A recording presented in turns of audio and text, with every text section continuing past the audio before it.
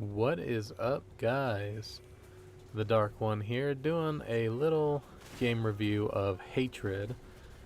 I don't know if you've heard of this game or not. It did get quite a bit of media attention due to its graphic nature, and I'm gonna go ahead and address that right off the bat because it's really unwarranted in my opinion. It's not any worse than say Grand Theft Auto, and honestly, in my opinion, it doesn't even come close to some of the stuff that you can do in Grand Theft Auto. I think the main difference between this game and something like that is the context, because your main goal in Hatred is to kill innocent people. And I guess because in games like Grand Theft Auto, it's not your main goal, it's just something that you're allowed to do, it makes the difference to people. I don't know, but all in all, it's not any more graphic or gory or outrageous than a game like Grand Theft Auto or Saints Row, or pick your current third-person action shooter game. So getting past that, the game as a whole, I actually thought it was pretty fun.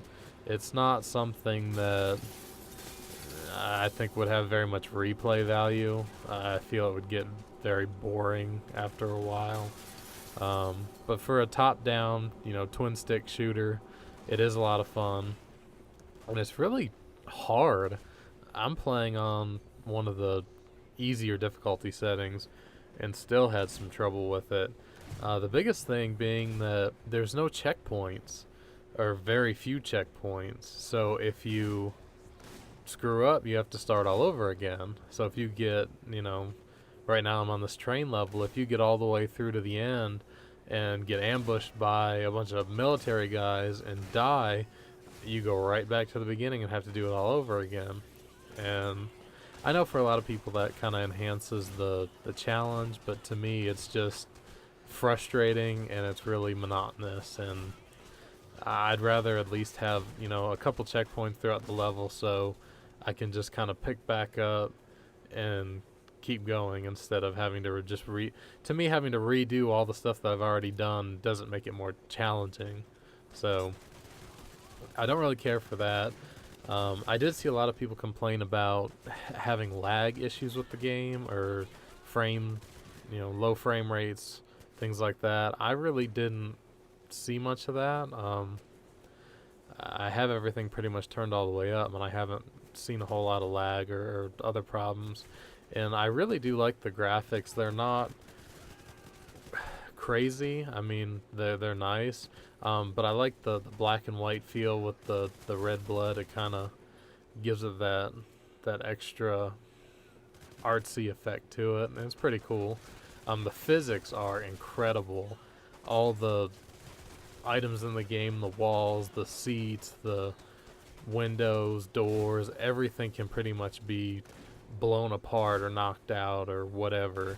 So it's actually really cool, because you might be in a convenience store or whatever, and the military's coming after you, and they might, or you might, shoot, say, an explosive barrel, and it'll blow like the whole wall out of the side of the store. And of course that, eliminates some of your choke points, and you might have to move to a new area, or something to that effect. But it's a really cool effect, and it makes the game seem all that more realistic. When you shoot somebody sitting in a train car chair like I am now, and the headrest blows apart and fuzz flies everywhere, and it's just a really, really cool effect. And I think they did a really good job with the physics in this game. But I mean, other than that, there's a good variety of weapons. Ammo seems to be kind of scarce. I don't know if they want you to have to keep switching through the weapons, just so like you don't get an SMG or an assault rifle or whatever, and you just stick with that the whole level. They want you to have to switch to your pistol or to your shotgun, or use the variety that's available to you, because you don't have enough ammo to just keep using the same one. So you really have to an extent, make your shots count. There are a few different types of, there's grenades, Molotov cocktails, flashbangs, things like that. They are useful, but they're also a little difficult to aim sometimes, and I have a few times almost blown myself up because I've gone to throw one and it's ricocheted off a wall or something and bounced back at me. Like right there, I just threw a flashbang and hit myself with it too. And the military guys are definitely the toughest that I've run into as of yet. The police don't usually pose too much of a problem. The military guys usually pack assault rifles though, so they're a bit rough. Oh, address the executions. The executions are, of course, for that, extra wow factor, if you will, but they actually do serve a purpose. The only way to really get your health back is by performing an execution, so they are an important part of the game. They're not just there for the shock value. But that's pretty much it.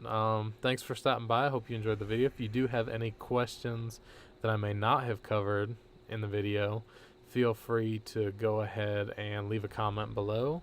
And if you enjoyed the video, I hope you like and subscribe, and I will catch you guys on the next video.